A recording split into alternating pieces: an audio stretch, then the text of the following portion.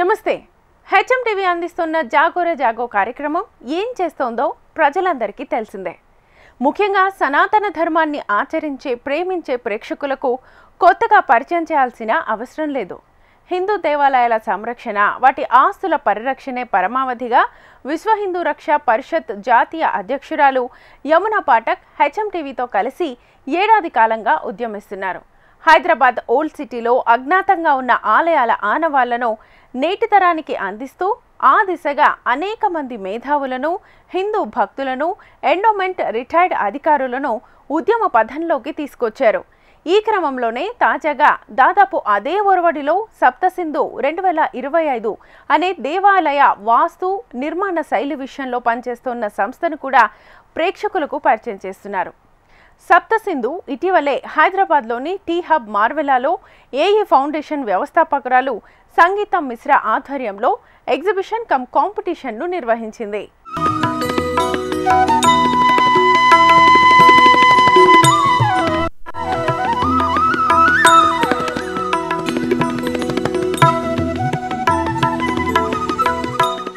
AE foundation నిర్వహించిన Sapta Sindhu 2025 exhibition and competition college లెవెల్లో దేవాలయాల నిర్మాణం, భారతీయ వాస్తు శాస్త్రాన్ని మిళితం చేస్తూ సృజనాత్మకంగా సనాతన ధర్మానికి గొడుగుగా ఉండేలా వివిధ నమూనాలు రూపొందించిన విద్యార్థులను ప్రోత్సహిస్తూ ఓ భారీ కార్యక్రమం నిర్వహించింది.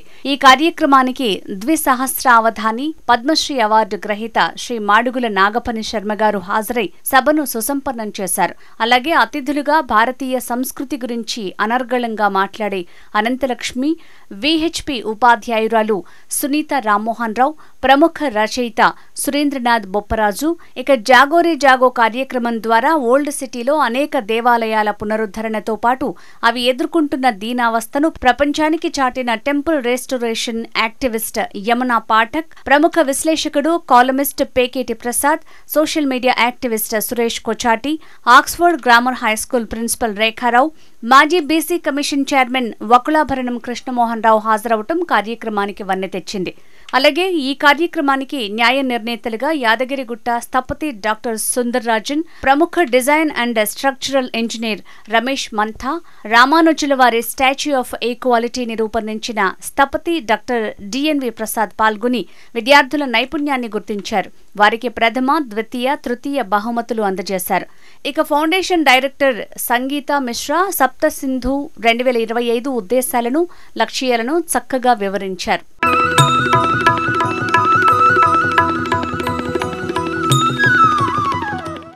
Saptasindhu is about encouraging, honoring and dedication and commitment of Bharatiya Yuva towards Bharatiya Sanskriti and Bharatiya Itihas. These mesmerizing creation that we are going to witness today is an outcome of unmatched passion, dedication and constant love for Bharatiyata. I wish them all the best and thank you all. దేహో దేవాలయ ప్రోక్తః GO దేవ సనాతనః త్యజేత్ అజ్ఞాన నిర్మాల్యం సోహంభావేన పూజయేత్ అన్నారు. అంటే ఈ దేహమే దేవాలయము అన్నారు. ఇందులో ఉన్నటువంటి జీవుడే సనాతనుడైనటువంటి దేవుడు అన్నారు. ఎప్పటికప్పుడు కొత్త జ్ఞానమును తెచ్చుకుంటూ ఉన్న అజ్ఞానమును తొలగించుకుంటూ జీవితంలో ముందుకెళ్ళాలి అన్నారు. ఇది అనాది. మన దేవాలయ సంస్కృతి ఎప్పుడు మొదలైంది అంటే చెప్పలేము. అతి ప్రాచీనమైనది. మన భారతీయ సంస్కృతే చాలా ప్రాచీనమైనది. ఇంత ప్రాచీనమైన సంస్కృతిలో ప్రతి అడుగడుగున సంప్రదాయము నుండి నిబిడీకృతమై ఉన్నది. దేవాలయం అంటే ఈ దేహము ఎలా అయితే యోగ విద్యతో సంపూర్ణ సావయవ అవయవ సౌష్ఠవంగా శరీరము ఆరోగ్యపూతంగా ఆయుర్వర్ధనముగా ఉండాలి అని చెప్పారో, దేవాలయము ఆయురారోగ్య సంప్రదాయ ప్రవర్తకమై సర్వకళా ప్రవర్తకమై ఉంది మన దేవాలయం. ఇందులో శిల్పము, చిత్రలేఖనము, సంగీతము, సాహిత్యము, నాట్యము 5 కళలు అంతర్లీనముగా అధ్యాత్మతత్వము, ఆధ్యాత్మిక లక్షణం కాబట్టి ఆధ్యాత్మికత్వము లేకుండా ఏ భారతీయ విద్య లేదు. ఒక బృహదీశ్వరాలయము, మీనాక్షి దేవాలయము, ఇట్లాంటి శ్రీకాళహస్తి దేవాలయము చూసినప్పుడు ఒక్క అణుమాత్రము కూడా భేదము లేకుండా ఒక పువ్వు ఇలా దింపాడు ఒక స్తంభానికి అంటే ఆ 1000 స్తంభాలు కూడా అదే కొలతలో. ఏమి కొలమానాలు ఉన్నాయి ఆనాడు? ఏమీ లేదు. కానీ సంకల్ప శుద్ధి, సంకల్ప సిద్ధి చాలా ఉంది మానవుల్లో. ఒక బృహదీశ్వరాలయములో అంత పెద్ద శిలను గోపురం పైకి ఎలా తీసుకెళ్లారు? ఏ క్రేన్లు ఉన్నాయి ఆనాడు? ఏమీ లేదు. కాబట్టి చాలా గొప్ప శిల్ప సంపద మన దేవాలయాలు. ప్రపంచం ఆశ్చర్యపోతూ ఉంటుంది మన దేవాలయాలను చూసి. హంపి, తాడిపత్రి ఇలాంటి శిల్పాలలో సప్తస్వరాలు పలకటము, మన 1000 స్తంభాల గుడి, రామప్ప, వరంగల్, ఇంకా దీన్ని గురించి చెప్పవలసినదే లేదు. శిఖరాగ్రమైనటువంటి శిల్పము. ఇటువంటి సంపదకు కొలువై ఉన్నది. అయితే ఆధునికంగా అన్ని విద్యల్లో లాగానే సంప్రదాయ విద్యలన్నీ కూడా పల్చబడిపోతూ ఉన్నాయి.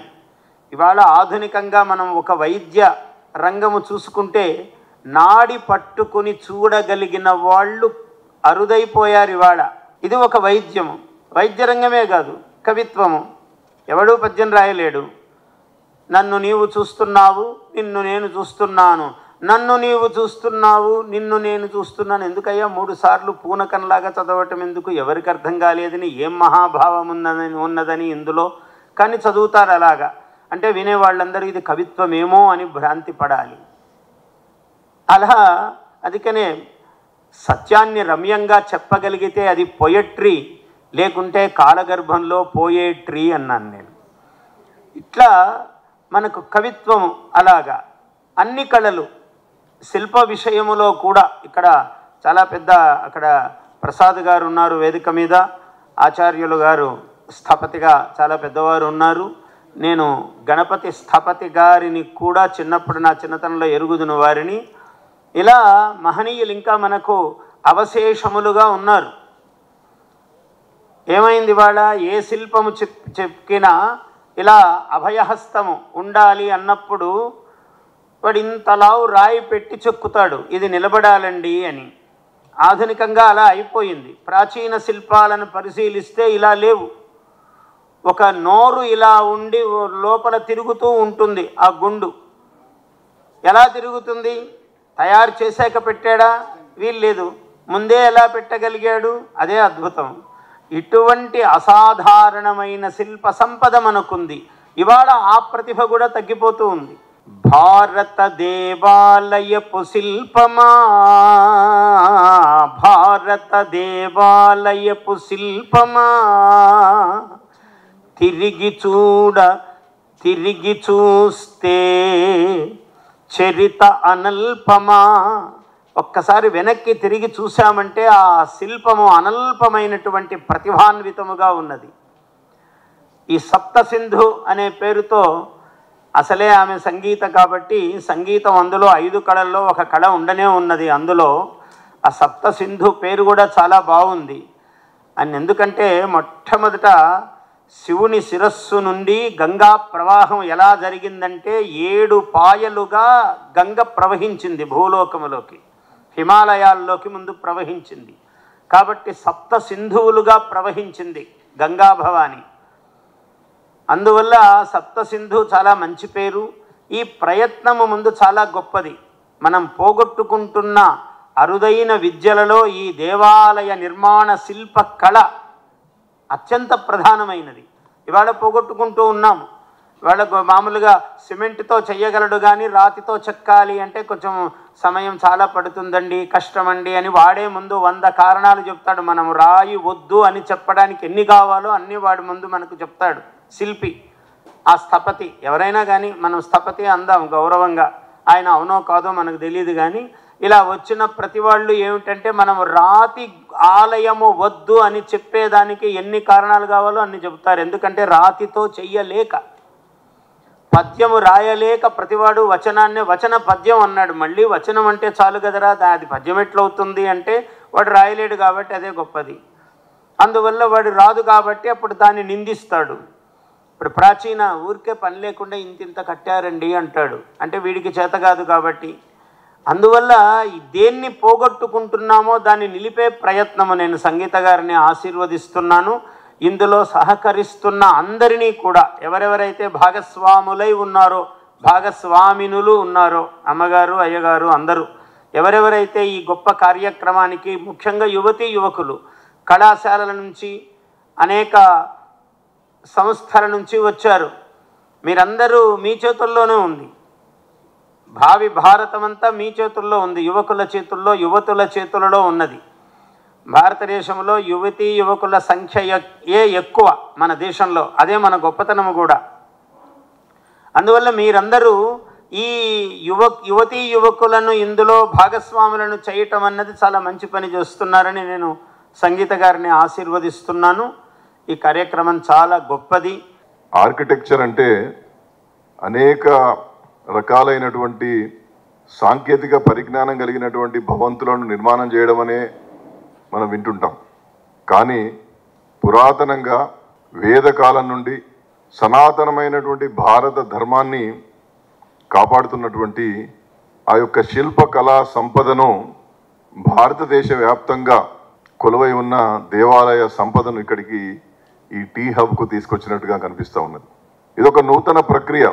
ఆనాడు మహనీయులు, ఆనాటి శిల్పులు మన ధర్మాన్ని కాపాడడానికి, సనాతనంగా భారతదేశం ప్రపంచానికి నాయకత్వం వహిస్తుందని చెప్పడానికి సంఖ్యాశాస్త్రం కావచ్చు, జ్యోతిష్య శాస్త్రం కావచ్చు, అనేక శాస్త్రాల సమ్మిళితంగా హైందవ ధర్మం యొక్క ఆత్మను ఈ దేవాలయాల పేరిట నిర్మించినటువంటి గొప్ప అజరామరమైనటువంటి శక్తి మన శిల్పకళా సంపదలో ఉన్నది. మన దగ్గర నార్త్ ఇండియాలో మ్యాక్సిమం డ్యామేజ్ జరిగింది. ఎందుకంటే ఇన్వేషన్స్ జరిగినప్పుడు ముఘల్స్ కానివ్వండి, దానికన్నా ముందు అఫ్ఘాన్స్ వచ్చినప్పుడు వాళ్ళు ఫస్ట్ ఏం డిస్ట్రాయ్ చేశారండి? మన గుడిలు. ద రీజన్ బీయింగ్, ఒక్కసారి మీ దేవుడిని కొడితే మళ్ళీ మీరు ఆ దేవుడిని మీకు బిలీఫ్ ఉండదు. దేవుడే కాపాడుకోలేకపోయారు వాళ్ళని, వాళ్ళ గుడిని మనం ఏం చేసుకుంటాం అని చెప్పేసి. This is very important. దానికోసం మన సౌత్లో మనకు అంత ఇంపాక్ట్ లేకుండే. ఎస్, టు సర్టన్ ఎక్స్టెంట్ మనకు ఇప్పుడు కూడా నేను హంపీకి వెళ్తే నాకు కంట నీరు వస్తుంది. ఎందుకంటే what would have been the original structure Hampi? ఒక విరూపాక్ష టెంపుల్ ఉంది, కానీ మిగతా ఏమైంది స్ట్రక్చర్స్? కానీ కార్బన్ డేటింగ్ ఆర్గ్యుమెంట్ చేస్తారు చాలామంది నా దగ్గర. కార్బన్ డేటింగ్ చేయండి. మా ఇంటి దగ్గర ఉన్న అయ్యప్ప గుడి ఉంది, చాలా ఫేమస్, ఆరాటుగూడ టెంపుల్ అని చెప్పేసి. కార్బన్ డేటింగ్ చేయించాం. మెయిన్ ఐడల్ కానివ్వండి, దాని పక్కన ఉన్న స్టోన్స్ అని 3000 years old. యూ కెనాట్ లై. 3000 సంవత్సరాల పాత గుడి అది. తో మనం నవగ్రహాల గురించి మాట్లాడుతున్నప్పుడు 9 planets గురించి కెప్లర్ కానివ్వండి, మిగతా వాళ్ళు ఎవరైనా డిస్కవర్ చేసినా చెప్పండి, మనం నవగ్రహాలు ఎప్పుడు నేర్చుకున్నాం మన దగ్గర. We know what the planets are and we know exactly 9 ఉండేవి, 10 కాదు, 8 కాదు. That they were 9 planets.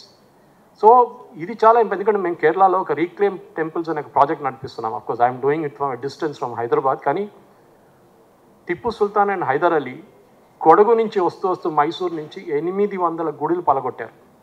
800 temples. Hyder Ali and then Tipu Sultan. Guruvayur దాకా వచ్చారు, but Tipu Sultan could not enter Guruvayur temple. ఆ పవర్ ఉండే అక్కడ. After that he lost everything. Guruvayur temple నుంచి నాయుడలు అంబలపుడ అని చెప్పి ఇంకో గుడికి తీసుకెళ్ళిపోయారు అప్పుడే, అక్కడ ఉన్న పూజారులు. లార్డ్ కృష్ణ టెంపుల్ అక్కడ ఇంకోటి ఉంది. He was defeated.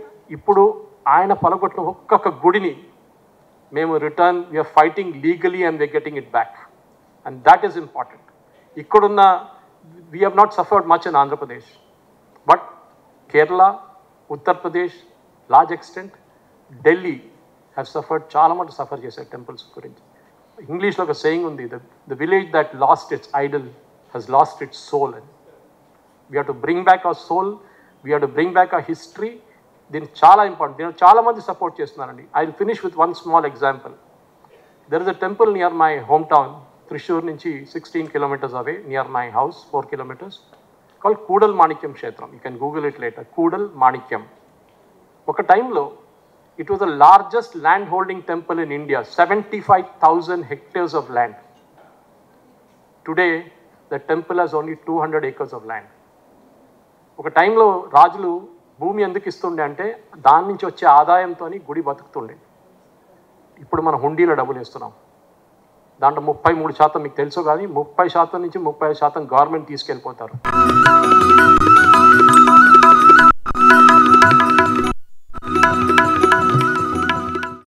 ఈరోజు ప్రపంచ దేశాలలో భారతదేశం అనగానే గుర్తొచ్చేది మన భారతీయ సాంప్రదాయం, సంస్కృతి, పద్ధతి, ఆచారాలు నిలువెత్తు నిదర్శనంగా ఈరోజు ప్రపంచ దేశాలకే ఆదర్శంగా నిలుస్తున్నది భారతదేశం. అలాంటి భారతదేశంలో ప్రత్యేకమైన గుర్తింపు ఏంది అంటే మన దేవాలయాలు. అంతేకాకుండా మన దేవాలయాలలో మన గోపురాలు, మన పద్ధతులు అనేది ఒక గొప్ప చారిత్రక సంపద అది హిందువులకి.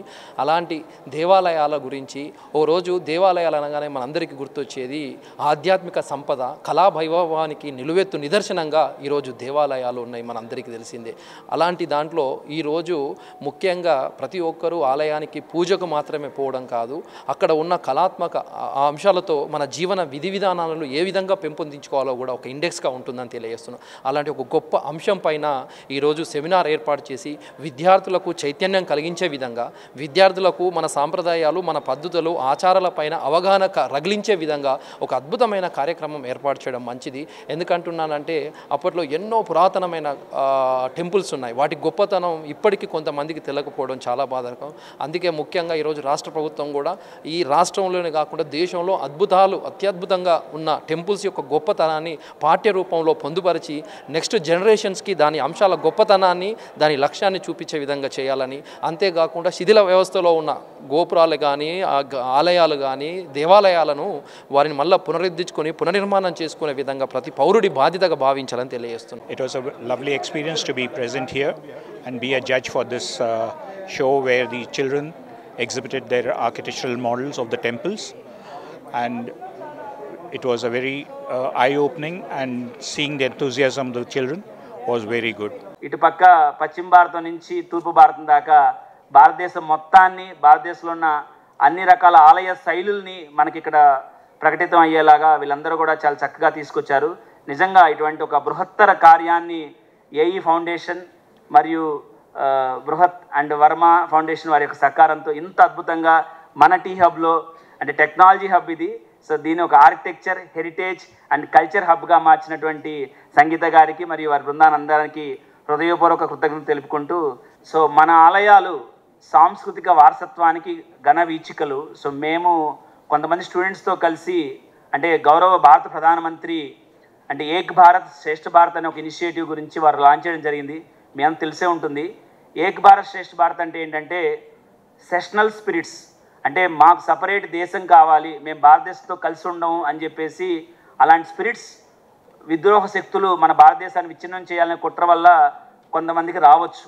అటువంటి భావనలు భవిష్యత్తులో రాకుండా ఉండటం కోసం భారతదేశం అంతా కూడా ఒకటే అనే భావన కలిగించాలనే ఉద్దేశంతో గౌరవ భారత ప్రధానమంత్రి 2015లో statue of unity Sardar Vallabhbhai Patel విగ్రహావిష్కరణ చేసే సమయంలో ఈ ఏక్ భారత్ శ్రేష్ఠ భారత్ అనే ఇనిషియేటివ్ని వారు లాంచ్ చేయడం జరిగింది. సో ఈ ప్రోగ్రాంలో భాగంగా ఏంటంటే ప్రతి స్టేట్ ఇంకో అదర్ స్టేట్కి మ్యాప్ చేస్తారు. For example north south matrix కింద ఆంధ్రప్రదేశ్ని పంజాబ్కి, తెలంగాణని హర్యానాకి, అదేవిధంగా తమిళనాడుని జమ్మూ అండ్ కాశ్మీర్కి, కేరళని హిమాచల్ ప్రదేశ్కి, సో ఇట్లా వివిధ రకాలైన రాష్ట్రాలకి మ్యాప్ చేయడం జరుగుతుంది. చిన్నపిల్లలు ఇసుకలో ఆడుకుంటూ చిన్న గుడి కట్టి అందులో చిన్న బొమ్మ పెట్టి ఏదో వేపాకులో, తులసాకులో, బంతి పూలో పెట్టి ఇట్లా పూజ చేస్తారు ఆడుకోవటానికి. అట్లా చేస్తే కూడా అటు 7 తరాలు ఇటు 7 తరాలు తరిస్తాయి అని చెప్పి మనకి శాస్త్రం వచ్చినాం. అట్లాంటిది మీరు సాక్షాత్తు ప్రాచీన ఆలయాలని పరిశీలించి, పరిశోధించి, పరిశ్రమించి అద్భుతమైన మోడల్స్ మీరు తయారు చేశారు. దానికి మిమ్మల్ని చూస్తుంటే చాలా ఆనందంగా ఉంది, చాలా ఆనందం అనిపించింది. మీకు మరొకసారి శుభాకాంక్షలు. సప్తసింధు 2025 అనేటటువంటి పేరుతో ఏఈ ఫౌండేషన్ వారు దేవాలయ నిర్మాణ కౌశలం అనేటటువంటి దాని మీద, ఆ శాస్త్రం మీద అవగాహన కల్పించటానికి విద్యార్థులకు చక్కని పోటీ, ఆ పోటీ తర్వాత ప్రదర్శన 2 పెట్టారు. ఆ ప్రదర్శనలో ఉత్తమంగా ఉన్నటువంటి వాటికి బహుమానాలు ఇచ్చే కార్యక్రమం. ఈ విధంగా సనాతన ధర్మాన్ని తరువాత తరాల వాళ్ళకు అందించే కార్యక్రమంలో ఏఈ ఫౌండేషన్ వారు చేస్తున్నటువంటి ఈ కార్యక్రమం చాలా విలక్షణంగా ఉంది. ఇంతకుముందు కూడా దేవాలయ నిర్మాణంలో ఉన్న శాస్త్రీయ అంశాలు అనే అంశం మీద ఒకసారి ఆవిడ ఉపన్యాసం కూడా ఏర్పాటు చేయడం జరిగింది. నేను మాట్లాడాను అప్పుడు. అంటే దేవాలయాలు ఏ రకంగా మన సంస్కృతిని పరిరక్షిస్తున్నాయో విద్యార్థులకు కానీ తరువాత తరాల వాళ్ళకు కానీ తెలియచెప్పి దాన్ని పరిరక్షించాలనేటటువంటి ఒక తపన అందులో కనపడుతూ ఉంది. దేవాలయం కేంద్రంగా గ్రామం విస్తరిస్తోంది అన్న సంగతి ఇందాక మనకి ఒక వక్త చెప్పారు. అది మాత్రం నిజం. ఒక దేవాలయం ఏర్పడితే దాని చుట్టూతా అనేకమైనటువంటి వృత్తుల వారు చేరతారు. ఆలయంలో పూలు, కొబ్బరికాయలు, అగరవత్తులు, కర్పూరం ఇట్లాంటివన్నీ అమ్మేటటువంటి వాళ్ళు, వాళ్ళ కుటుంబాలు, అక్కడ పూజలు చేసేవాళ్ళ కోసం అర్చకులు ఉండడానికి నివాసాలు, ఇలా మొత్తం గ్రామం అంతా దాని చుట్టూతో ఏర్పడుతుంది. నిజం చెప్పాలంటే మన దేవాలయాలు ఆధ్యాత్మిక కేంద్రాలు, సాంస్కృతిక కేంద్రాలు, విద్యా కేంద్రాలు, అదేవిధంగా ఆరోగ్య కేంద్రాలుగా ఉండేవి. అంటే అన్నీ కూడా అక్కడే నిర్వర్తించబడుతూ ఉండేవి. ఒక ఆలయం ఉందంటే గ్రామానికి అది చాలా పెద్ద కేంద్రంగా ఉండేది. అటువంటి వ్యవస్థని నిజంగా ఆర్థిక వ్యవస్థ కూడా దానివల్లే చాలా అభివృద్ధి చెందుతూ ఉంటుందని చెప్తారు. ఒక్క దేవాలయం ఆధారంగా తీసుకున్నట్టయితే ఎంత ఆర్థిక వ్యవస్థ దాని చుట్టూ తల్లుకుందో మనకు అర్థమవుతుంది. అటువంటి వాటి గురించి చాలా అద్భుతమైనటువంటి ఒక కార్యక్రమాన్ని ఈ స్థాయిలో నిర్వహించటం అన్నది ఏఈ ఫౌండేషన్ వాళ్ళు చేసేటటువంటి మంచి కార్యక్రమంగా వారిని అభినందిస్తూ ఉన్నాను. ఈరోజు సప్తసింధు వారు నిర్వహించేటువంటి ఎక్స్పో దేవాలయాల మీద ముఖ్యంగా విద్యార్థులు ఏదైతే శిల్పకళకు సంబంధించినటువంటి విద్యార్థులు ఒక దేవాలయాల గురించి ప్రత్యేకమైనటువంటి ఒక నిమాయిషు అనొచ్చు, ఒక ఎగ్జిబిషన్ అనొచ్చు. ఇది నిర్వహించడం వెనకాతల చాలా అద్భుతమైనటువంటి వారి శ్రమ ఉంది. అన్నిటికీ మించి దేవాలయం అంటేనే ఒక సంస్కార ప్రాకారం. భారతదేశం అయినటువంటి ఈ పుణ్యదేశంలో దాదాపు చెప్పాలంటే చిన్న పెద్ద కలిపితే ఒక 40 లక్షలకు పైగా దేవాలయాలు ఉన్నాయి. ఈ దేవాలయాలన్నీ కూడా ప్రాచీన కాలం నుండి కూడా మన దేవాలయము అంటే యుగాల నాటి నుండి ఉన్నటువంటి దేవాలయాలు ఉన్నాయి. అలాగే మనం ఈనాడు నిన్న మొన్న కట్టుకున్నటువంటి దేవాలయాలు ఉన్నాయి. ఈ దేవాలయం ఏదైనా సరే మనం ఎందుకు అంటే ఒక సంస్కారం కోసం. ఈ దేవాలయం ఓనాటి కాలంలో అదే అన్ని రకాలైనటువంటి కేంద్రాలకు ఆలవాలంగా ఉండేటువంటిది. నిజం చెప్పాలి అంటే మానవ జీవితానికి మానవులకి ఒక హృదయం లాంటిది దేవాలయము అని చెప్తాం. ఎందుకు అంటే ఇదేదో మనం దేవాలయం అనగానే అది సంస్కార కేంద్రం అని ఇదే కాదు, లేదా ఏదో ఒక అర్చకులకి మాత్రమే వారు సేవ చేసుకునేటువంటి వ్యవస్థ అనడం కాదు. నిజం చెప్పాలి అంటే భూత వర్తమాన భవిష్యత్తు కాలాలకి నిర్ణయించడం కోసం చేసేటువంటి కార్యకలాపాలు చేసేటువంటిది దేవాలయం. ఇది మనం ఆ దేవాలయంలో ఉన్నటువంటి శిల్పాన్ని చూసినా, దేవాలయంలో ఉన్నటువంటి కళని ఏదైనా చూసినా అది శక్తినిస్తుంది, ముక్తినిస్తుంది. ఇంకా చాలామంది చెప్పేటువంటి రక్తితత్వం అంటుంటారు కదా, అది కూడా కలిగిస్తుంది. మనం దేవాలయంలో అన్ని రకాలైనటువంటి సేవలను వినియోగించుకునేటువంటి ఆ కాలం నుండి ఇప్పుడు మరి ప్రత్యేకించి ఈ సంస్థ వాళ్ళు సప్తసింధు అనేటువంటి సంస్థ వాళ్ళు ఆ బ్యానర్ మీద మరి ఎందుకు ఈ కార్యక్రమాన్ని చేస్తున్నారు అంటే నేటి కాలంలో ఉన్నటువంటి దేవాలయాల యొక్క మనుగడ లేకుండా పోతుంది. కాలం ఏదైనా కావచ్చు, లేదా మారుతున్నటువంటి సంస్కృతి కావచ్చు, లేదా మనం సెక్యులర్ దేశం అంటున్నాం కాబట్టి ఎవరి ప్రాబల్యాన్ని వాళ్ళు ప్రాకులాడడంలో దేవాలయాల్ని కొంత మనం మళ్ళీ పునరుద్ధరించుకోవాల్సినటువంటి అవసరం ఉంది. ఉన్న వాటిని చాలా వరకు దుర్మార్గుల చేత వాటి చేత మనకు ధ్వంసం చేస్తున్నటువంటి పరిస్థితి కూడా ఉంది. మరి ఇలాంటి స్థితిలో దేవాలయాల యొక్క అసలైన శాస్త్రీయత, అందులో ఉన్నటువంటి కళా నైపుణ్యం, వాటిలో ఉన్నటువంటి ఆ శక్తి, ఇవన్నీ కూడా నేటి తరానికి తెలియాలి. ఈ దేవాలయాలు అంటేనే ముఖ్యంగా శక్తి కేంద్రాలు అంటాం. ఆ శక్తి కేంద్రాల ద్వారా మనం పొందేటువంటి ఆ శక్తి ఏదైతే ఉందో అది నేటి తరానికి తెలియాలి, ఇంకా ముందు తరానికి తెలియాలి. మన దేవాలయాల వల్ల మన జాతి నిలబడుతుంది కాబట్టి ఆ జాతిని, సంస్కృతిని, సంస్కారాలని కలిపి నిలుపుకోవడం కోసం చేసేటువంటి ప్రయత్నం మన దేవాలయాల్ని మనం నిలుపుకోవాలి. ఈ సప్తసింధు అన్నది చాలా చాలా ఉన్నతమైన అద్భుతమైన ప్రోగ్రాము. ఎందుకంటే మన పురాతన సనాతన ధర్మం గురించి, మన హిందువుల దేవాలయాల గురించి, వాటి ఆర్కిటెక్చరల్ గురించి, వాటి విశేషత గురించి చాలామందికి తెలియదు. ఎందుకంటే మనకు వెనకబడి ఉన్నాం. ఇవాళ వాటిని జాగృతి చేయడం అన్నది ఎంతైనా చాలా ఇంపార్టెంట్. చాలామందికి తెలియదు ఈ విషయాలు. నేను ఇండస్ట్రీలో 30 ఏళ్ళ నుంచి ఉన్నాను కాబట్టి నాకు చాలా తెలుసు. చాలా బాధ అవుతుంది ఇవన్నీ అయ్యో మన వెంటి శిథిలావస్థలో ఉన్నాయే అని. కానీ ఈ ప్రోగ్రాం చేయడం వలన మన కీనోట్ స్పీకర్ మాడుగుల నాగపండి శర్మ గారు నాకు బాగా తెలుసు, మా గురువురైన అనంతలక్ష్మి గారు చాలామంది వచ్చి చెప్పడం వలన ఈ ప్రోగ్రాము చాలా అద్భుతంగా జరిగింది, చాలా బాగా జరిగింది. మన దేవాలయ సంస్కృతి గురించి ఎలా కట్టాలి, ఎప్పుడు కట్టాలి, ఏం చేసాము, దాని ఎంత ఇంపార్టెన్స్ ఉంది దాన్ని మనం ఏం చేస్తే దాన్ని మనం సంరక్షించుకోగలము మోస్ట్ ఇంపార్టెంట్ అన్న దాని గురించి చాలా బాగా చెప్పారు. Namaste, this is Sangeeta, A Foundation Director. Sapta Sindhu was our dream project and we wanted to do it in an inter-college competition, and the result was also very positive. And the response here, I mean, people are calling not Tea Hub as a Tea Hub, as a temple hub. And the concept behind of this temple architect exhibition cum competition is, architect student, they feel only that making building bridges and airports is important. It's not important. I mean, for us, it's not important. Indian culture is far more richer than this. So temple architect is far more beyond that, can be thousands and thousands of years old.